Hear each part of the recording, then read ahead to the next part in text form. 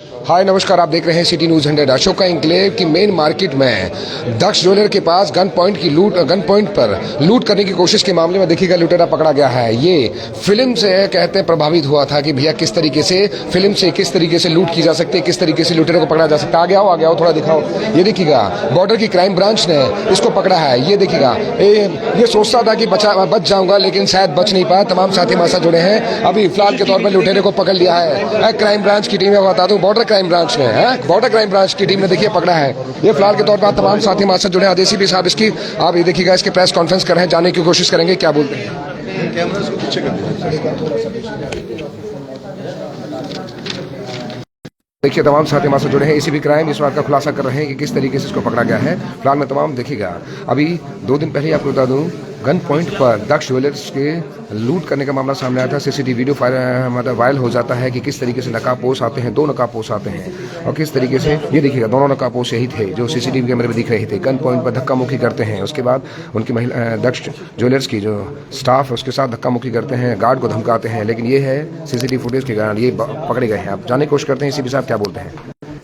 शुरू करें।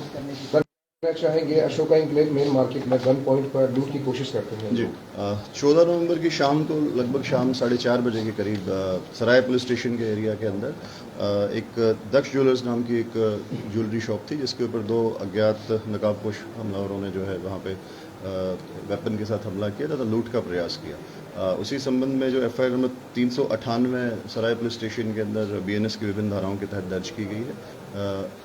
और क्राइम ब्रांच बॉर्डर की टीम जिसके इंचार्ज PSI जितेंद्र हैं, इनकी टीम ने आरोपियों को वारदात के मात्र 6 घंटे के अंदर ही आरोपियों को जो है वो आइडेंटिफाई करके उन्हें गिरफ्तार करने का काम किया है।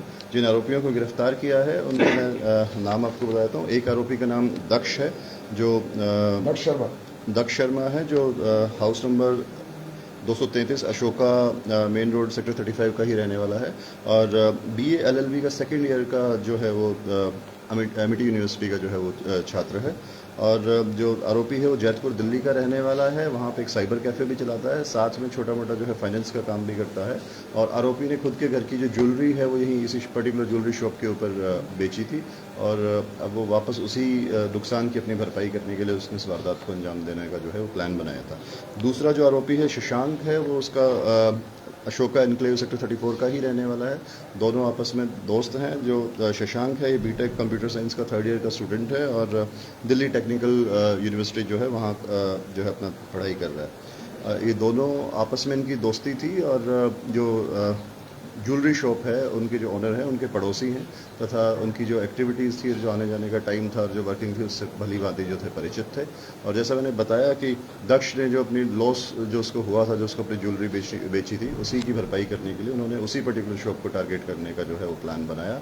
जो दोनों आरोपियों को गिरफ्तार कर लिया गया है, तो माननीय न्यायालय में पेश करके रिमांड आरोपियों को लिया गया है। आरोपी अभी पुलिस रिमांड के ऊपर हैं और उनसे जो हत्या में जो वारदात के अंदर उन्होंने जो वेपन यूज़ किया था वो वेपन रिकवर कर लिया गया है। वो पिस्टल दिखने में असली थी लेकिन वो एक डमी पिस्टल जो है वो जो इन्वेस्टिगेशन की तरह रिकवरी के दौरान सामने आया, एक डमी पिस्टल था। आरोपियों ने जिनसे अपने फेस जो कवर किए हुए थे वो मास्क रिकवर कर लिए गए हैं। आरोपियों ने जो वारदात के अंदर जो कपड़े पहने हुए थे वो सभी बरामद कर लिए गए हैं और अभी जो है इनका TIP जो है वो कंडक्ट करवाया जाएगा। और सर अभी खबर दुकान पर ही इन्होंने वारदात करने की कोशिश की, क्या इनको ये डर नहीं लगा कि हम जानकर दुकान पर जा रहे हैं? मैंने आपको बताया कि जो आरोपी हैं उन्होंने अपना फेस जो है वो जो मास्क से कवर किया गया था। शायद यही कारण रहा होगा कि उन्होंने अपनी पहचान छुपाने के लिए जो अपने फेस जो थे कवर किए हुए थे।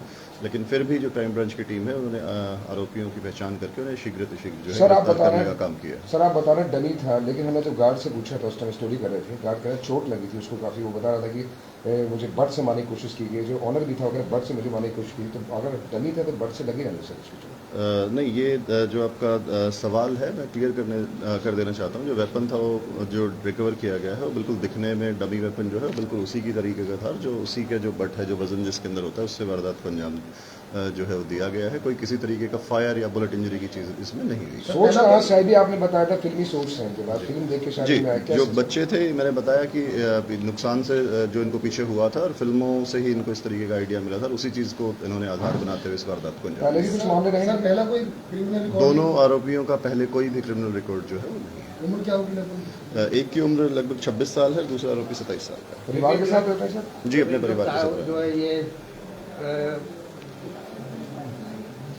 अपनी ज्वेलरी कितने में बेची थी सर इन ऑर्डर से पहले?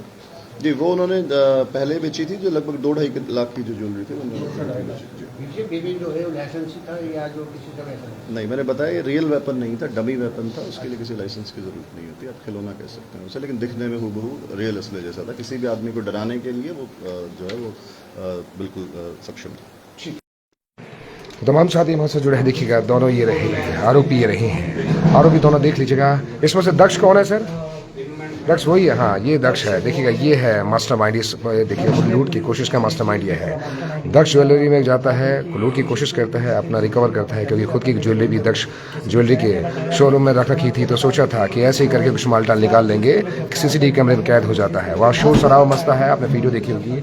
अशोका इंक्लैव मेन मार्केट जो मोर मार्केट है वहाँ पर ये दक्ष ज्वेलरी में अपना देखिएगा जिस तरीके से वारदात को अंजाम देने की कोशिश करते हैं। आरोपी पकड़े गए हैं, ये देखिए बड़े, लेकिन ये सोच भूल जाते हैं लोग बाग, आरोपी ये समझने भूल जाते हैं कि भैया सीसीटीवी कैमरे लगे हैं, क्राइम ब्रांच या फरीदाबाद या